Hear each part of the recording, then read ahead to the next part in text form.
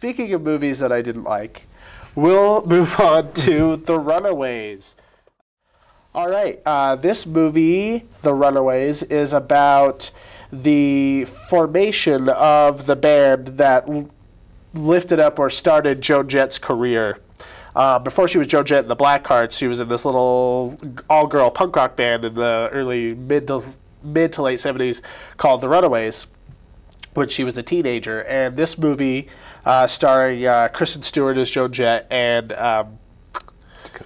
Dakota Fanning, thank you, as Sherry Curry, talks about how the band got started and their rise and fall. And I was really kind of interested in the whole aspect of the band and the music and all of, these things, because there's stuff that I was already a fan of, and I really wanted to see how it was going to be portrayed in the film. But I felt like the film was not all that concerned with the music, was really not all that concerned with the story of the band. It was more concerned about exploiting teenage bodies in a really disturbing and disgusting way. I mean, the first scene is Dakota Fanning's character getting her first menstruation and her sister showing her how to hide it. Yeah. And that's about the tone of the movie from then on. I just came away with the movie just feeling like I needed a shower. It was really exploitative with the way they tried to play this whole jailbait kind of thing going on. And I know that that's probably the way it happened, that was the way it was back then. But, there's movies that have done that where it didn't gross me out as bad, like Almost Famous. Yeah. So I think if they had focused more on the music and less on the sexuality and the drugs and stuff like that, because you don't even get a real feel for the arc of their career. All of a sudden they're playing in a garage, and then all of a sudden they're fighting and about to break up. And you're missing that whole middle section of when they were a successful band. How did that happen? Because they're just lost in scenes of drugs and sex. And I just really didn't care for it. And I thought that their performances were, I felt like it was two girls playing dress up. Kristen Stewart was trying too hard not to be Bella, and Dakota Fanning was trying too hard not to be Dakota Fanning. Yeah. So I gave it a D+. Whew, that's an ugly one. Well, I did enjoy this a little bit more than you. Only C+ range for me.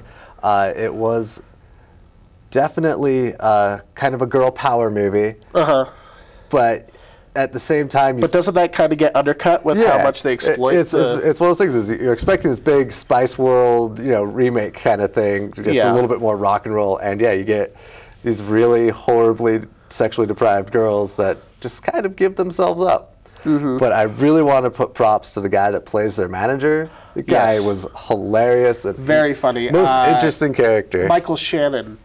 Their manager, Kim Fowley, who's kind of a American Michael McLaren sort of character who puts the band together. Yeah. So I really enjoyed him. And I definitely noticed, though, when I was watching it, I didn't really think so much. But now that you bring it up, I realized there is really no music in this. It's just there's some in the background. Yeah, there's. But the music is an afterthought in this movie. Yeah, but my big hang-up was also with the progression. It's like a really long time on their beginning. This is what we do before we start a band, and then they're a band for 10 minutes, and then they're in Japan, and then they're not a band. You know, it's definitely one of those. I was expecting a lot more of the band, but I did enjoy Dakota Fanning's performance. Usually, I'm pretty much I'm like, no, I want nothing to do with your movies. But for some reason, as her playing jailbait, maybe it's just because she was being exploited. I was like, take that. You have sex for those drugs, you. And I wonder how she thought when she saw the movie, because I don't think she knew what the director was doing with her. I think she said, "Oh well, they're going to show it," and then when she saw that in theater, she must have been very embarrassed, I would think. I don't know. You can't be embarrassed as an actor. Maybe not. Once you're at that level, you just can't be, I don't think. And I liked the Michael Shannon character a lot, but I really didn't even feel like he fit in the movie. He felt like an over-the-top Saturday Night Live character in the middle of this otherwise really serious movie. He saved the movie for me, And I also really liked him in Revolutionary Road. I thought he was the best part of that. And he's becoming one of those actors where he's kind of in meh movies, but the best part of them. So look out for Michael Shannon in the future. All right.